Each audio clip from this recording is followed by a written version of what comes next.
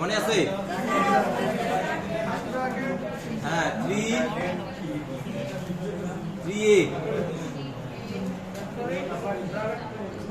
এই তো নাকি? এখন 3a তে কি বলছে এখানে?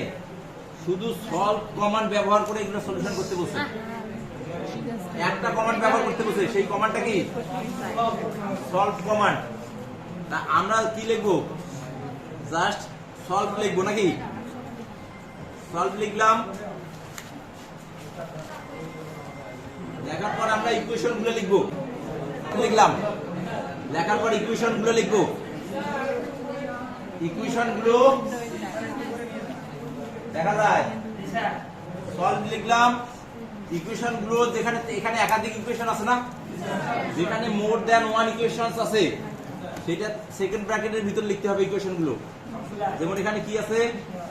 2x plus y plus z equal to 6। Equal দিতে গেলে কি ইকুয়াল দিতে হয়? ডাবল ইকুয়াল দিতে হয়। তারপরে x minus 2y plus z equal 1, এই তো। তারপরে ডাবল ইকুয়ালে দিয়েছি 2x না, 2x plus 3y minus 4z equal 3, এই তো হইল নাকি? এটা সেকেন্ড ব্র্যাকেট ক্লোজ করে ফেলো। কমা কার সাপেক্ষে এগুলো করবে? x y z না, x y z দিতে হবে। হয়েছে? এখন হ্যাঁ একটা লাইনে হবে। ছোট এটা তো আমি ফন্টটা বড় করে দিয়েছি, ফন্টটা ছোট করলে এক লাইনে হতো। আচ্ছা এখন আমরা রান করব নাকি? এখন রান করলে দেখো এই যে মান দিয়েছে, x এর মান কত দিয়েছে? x এর মান 2, y এর মান 1, z এর মান 1। সময় লেগেছে, তাড়াতাড়ি দিয়েছে নাকি? আচ্ছা এখন বি নম্বরটা বলেছে 3b, বলছে বিপরীত ম্যাট্রিক্সের সাহায্যে সমাধান। ঠিক আছে, তাহলে বিপরীত ম্যাট্রিক্সের সাহায্যে সমাধান আমরা করব।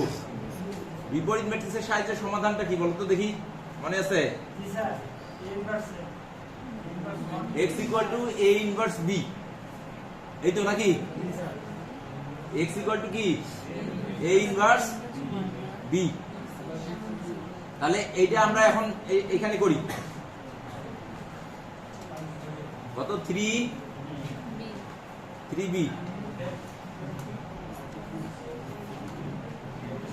এই ম্যাট্রিক্সটা দিয়ে দিব। এখানে ম্যাট্রিক্স লেখার নিয়ম আমি বলে দিই। ধরো এই ম্যাট্রিক্সটা দিলাম, তো a ইকুয়াল দিলাম, এটা ক্যাপিটাল এও ব্যবহার করতে পারো, কোনো সমস্যা নেই।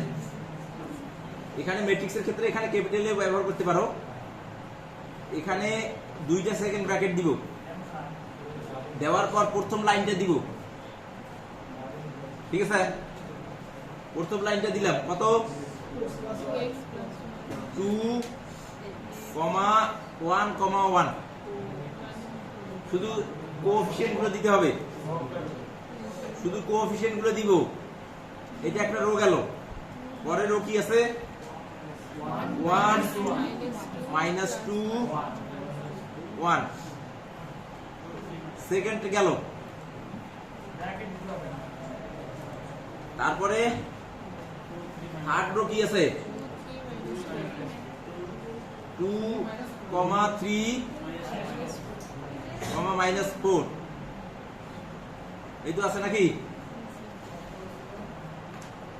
এই গেল। এইটা যদি আমি ম্যাট্রিক্স ফর্মে দেখতে চাই, তাহলে ম্যাট্রিক্স ফর্মে কিন্তু দেখতে পারবো। এই যে দেখো, ম্যাট্রিক্স ফর্ম লিখলাম না, লিখে এ দেই। দেখো এটা রান করে এটা ম্যাট্রিক্স ফর্মে দেখাবে। দেখাইছে? এটা ম্যাট্রিক্স ফর্মে দেখা গেছে। এটাকে ম্যাট্রিক্স ফর্মে দেখা যায়। সমস্যা নাই, এইভাবে লিখলেও আমরা ম্যাট্রিক্স, এইভাবে ম্যাট্রিক্স লিখলেও লেখা যাবে। তুমি এটা এইভাবে ম্যাট্রিক্সটা লিখতে পারবা, সমস্যা নাই। এটা ম্যাট্রিক্স ফর্মে লিখলাম। আচ্ছা, ম্যাট্রিক্স ফর্মে এমনি দিলে ম্যাট্রিক্স ফর্ম দেখাবে। এখন আমরা এখানে কি করব, ইনভার্স ম্যাট্রিক্স না দরকার। এটা আমি দিলাম হচ্ছে ইনভার্স এ, এর inverse equal to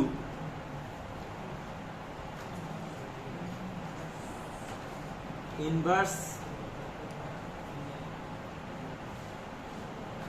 matrix.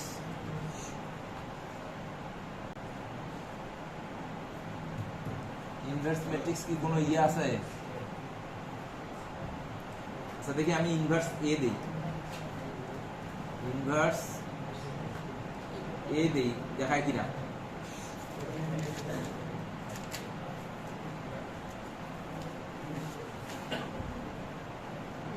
Inverse এ দেখাইছে এটা না? এটা ম্যাট্রিক্স ফর্ম চাই, ম্যাট্রিক্স মাল্টিপ্লিকেশন দেখাইতে হবে।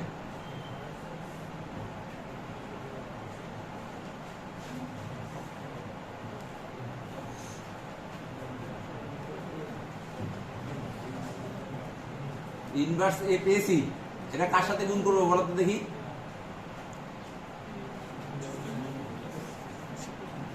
এটা ম্যাট্রিক্স ফর্ম দেই, ম্যাট্রিক্স ফর্ম। এটা বি এর সাথে গুণ করতে হবে, বি এর সাথে।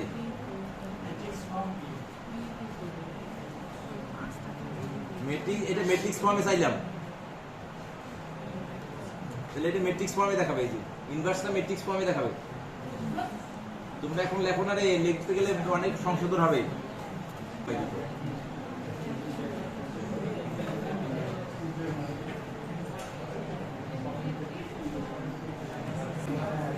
ম্যাট্রিক্স ফর্ম দেয়া যাবে না, বুঝছো?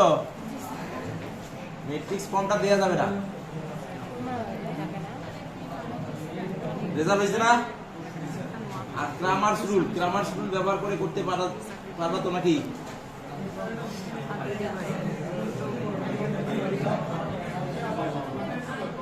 এই 3C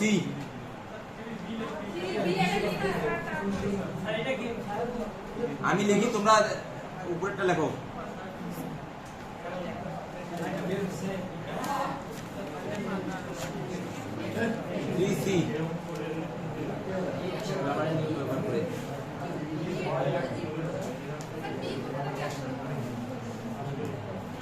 হ্যাঁ, এই বিটা হলো এই ধ্রুবক গুলো, ধ্রুবক right side, right side, right side constant. Beta হলো কি রাইট সাইড কনস্ট্যান্ট। বুঝছো? বিটা হলো রাইট সাইড কনস্ট্যান্ট। এই যে 613,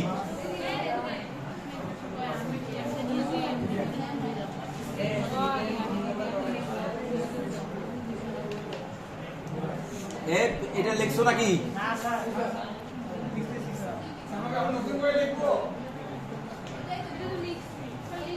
আচ্ছা লিখলে এখন সি নম্বরটা লেখো।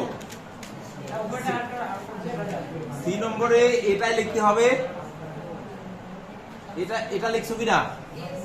হ্যাঁ, এটা লিখছো? হ্যাঁ, এটা লেখো। তারপরে ax লিখবা, ax।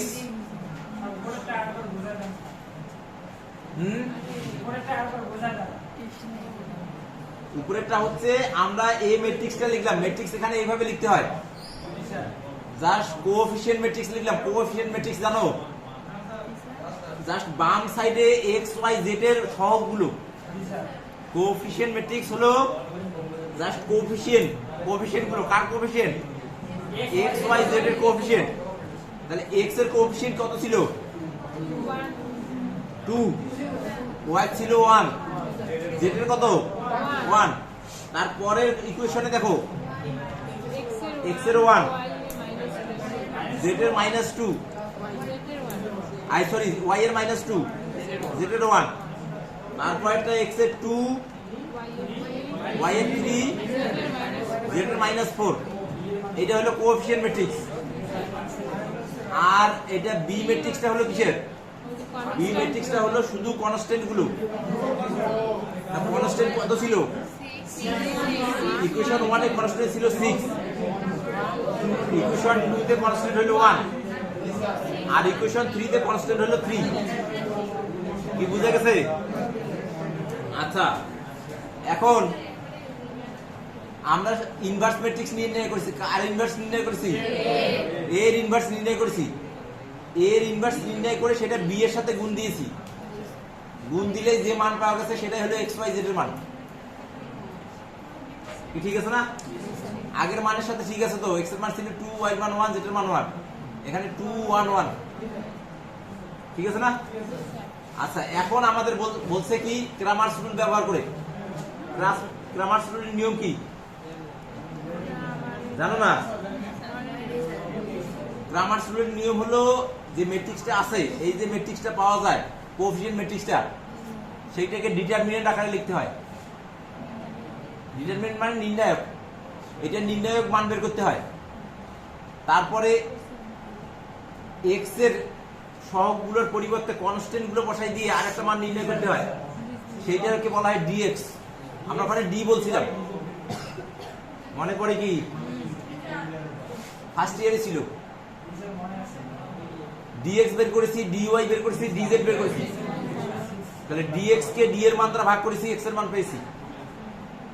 ডিওয়াই কে ডি এর মান দ্বারা ভাগ করেছি, ওয়াই এর মান পেয়েছি। ডিজেড কে ডি এর মান দ্বারা ভাগ করেছি। এই তো এই কাজটাই করবো। এখানে ডি না ধরে এখানে আমরা কি ধরলাম? এ ধরলাম। তাহলে এক্স, এক্স যখন লিখবো তখন কি লিখবো বলতো? আচ্ছা, এক্স যখন লিখবো তখন এক্স এর সহগগুলো বাদ, এক্স এর সহগগুলো বাদ যাবে। তার পরিবর্তে কি বসবে? তার সহগ পরিবর্তে কনস্ট্যান্ট গুলো বসবে। তাহলে এখানে 2 এর পরিবর্তে বসবে 6, কারণ প্রথম সমীকরণের কনস্ট্যান্টটা কত? 6। 1 এর পরিবর্তে 1 এ আছে নাকি? আর এখানে 2 এর পরিবর্তে 3, এটা গেল একটা নাকি? তারপরে এ ওয়াই,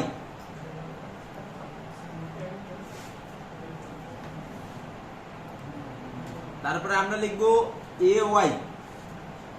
এ ওয়াই যখন লিখবো তখন কোন কনস্ট্যান্ট গুলো চেঞ্জ হবে? ওয়াই কনস্ট্যান্ট গুলো, মানে দ্বিতীয় কনস্ট্যান্ট গুলো চেঞ্জ হবে। 6, এটা হবে 1, এটা 3, ঠিক আছে নাকি? তারপরে যখন জেড লিখবো তখন জেড এর কনস্ট্যান্ট গুলো চেঞ্জ হবে। তার মানে এটা হবে 6, এটা 1, ঠিক আছে, আর এটা হবে 3। এই তো হইছে। তাহলে x ইকুয়াল টু কি পাবো বলো? x ইকুয়াল টু কি পাবো? x ইকুয়াল টু পাবো হচ্ছে, দেখা যায় উপরে নিয়ে যাই। x ইকুয়াল টু পাবো DET লিখতে হবে। DET বলতে ডিটারমিনেন্ট ভ্যালু। কার ডিটারমিনেন্ট ভ্যালুকে নিব? x এর ডিটারমিনেন্ট ভ্যালু নিব। x এর ডিটারমিনেন্ট ভ্যালুকে ভাগ করব কি দিয়ে? Determinant value a determinant value দ্বারা ভাগ করব। a ডিটারমিনেন্ট ভ্যালু দ্বারা ভাগ করব। কি বুঝা গেছে? এইভাবে a y কে ভাগ করব কি দিয়ে? কারণ এই যে এইটা নিলাম, এইটা এর যে ডিটারমিনেন্ট ভ্যালু, ডিটারমিনেন্ট ভ্যালু মানে হচ্ছে নির্ণায়ক মান। এর যে নির্ণায়ক মান, এই নির্ণায়ক মানকে যদি আমি a এর নির্ণায়ক মান দ্বারা ভাগ করি তাহলে x এর মান পাবো। তারপরে এ ওয়াই এর নির্ণায়ক মানকে যদি আমি a এর নির্ণায়ক মান দ্বারা ভাগ করি y এর মান পাবো। এ জেড এর নির্ণায়ক মানকে যদি আমি a এর নির্ণায়ক মান দ্বারা ভাগ করি z এর মান পাবো। তাহলে এইটা x সমান লিখলাম নির্ণায়ক ভ্যালু, নির্ণায়ক মান আর x এর ডিভাইডেড বাই নির্ণায়ক মান a। তারপরে y সমান কি লিখবো? y ইকুয়াল টু, এটা কপি করে নিই, এ ওয়াই শুধু দিলেই হয়ে যাবে নাকি? তারপরে ডিটারমিনেন্ট, এটা জেড ইকুয়াল টু নাকি? Z equal to A Z শুধু। কি বুঝা গেছে না? তারপরে এখন মান চাই, মান আসছে। দেখো মান আসছে জি স্যার 211 কি মান আসছে না? তাহলে এইটা হলো তিনটা পদ্ধতি, এইটা হলো এমনি সলভ। এইটাকে অথবা দ্বারা প্রকাশ করা হয়, অথবা কিভাবে প্রকাশ করবো জানো? লিনিয়ার সলভ দিয়ে প্রকাশ করা যায়। এটা যদি লিনিয়ার সলভ এইভাবে লিখলেও হবে, কোনো সমস্যা নাই। আর এইটা হচ্ছে ইনভার্স ম্যাট্রিক্সের সাহায্যে, আর এইটা হলো ক্রামারস রুল। ঠিক আছে?